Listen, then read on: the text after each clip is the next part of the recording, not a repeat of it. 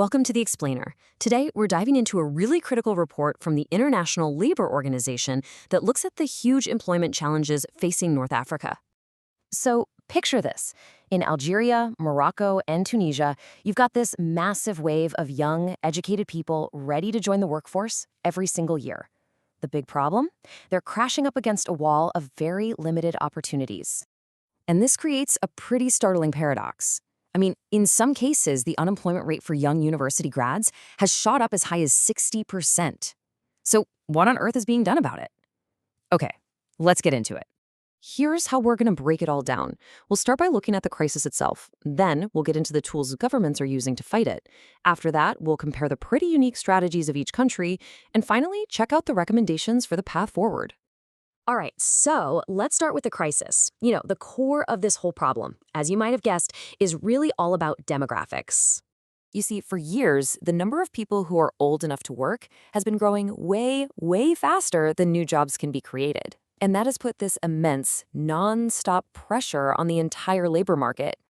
And the direct result of all that pressure? Well, you can see it right here. Persistently high unemployment. Back in 2003, the numbers were pretty stark. We're talking around 24% in Algeria, 14% in Tunisia, and 12% in Morocco. Now, here's where it gets really counterintuitive. You'd think more education means a better shot at a job, right? Well, not exactly.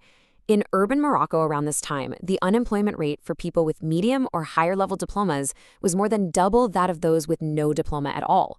That points to a major mismatch between the skills people are learning and the jobs that are actually out there. So, faced with a challenge on this scale, how does a government even begin to respond?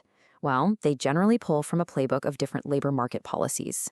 The official term for this whole thing is labor market intermediation. I know, it sounds a bit complex, but it's really just a formal way of saying that governments are trying to actively connect people with jobs while also supporting those who can't find one.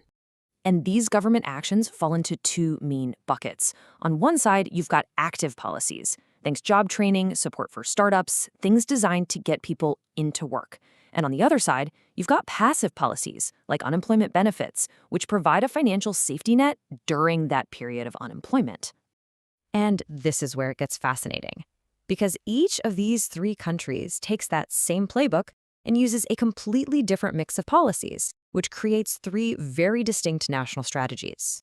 And this table just lays out the different priorities so clearly.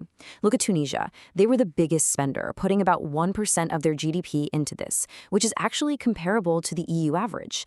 And their focus was on skills and startups. Then you've got Algeria, which leaned hard on big public works programs and was the only one with a formal unemployment insurance system. Morocco, meanwhile, kind of took a more mixed middle-of-the-road approach. Yeah, the ILO report really zeroes in on this. Tunisia's whole strategy was built around targeting young people. They used programs designed to spark individual initiative and self-employment, basically trying to grow the next generation of entrepreneurs from the ground up. Now, Algeria was dealing with a different kind of problem, so they went for these huge, large-scale programs that combined work for the unemployed with building some much-needed infrastructure. They then backed up that active approach with the region's most solid safety net, a full-on national unemployment insurance system. So even though they all took these different routes, the report actually suggests a common path forward for the whole region, a way to improve everyone's chances of success.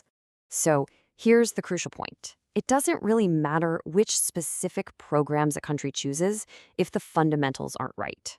You need better data, you need more teamwork with unions and employers, and you absolutely need clear, coordinated governance. That's the real foundation for any strategy that's going to work. So what's the big takeaway here?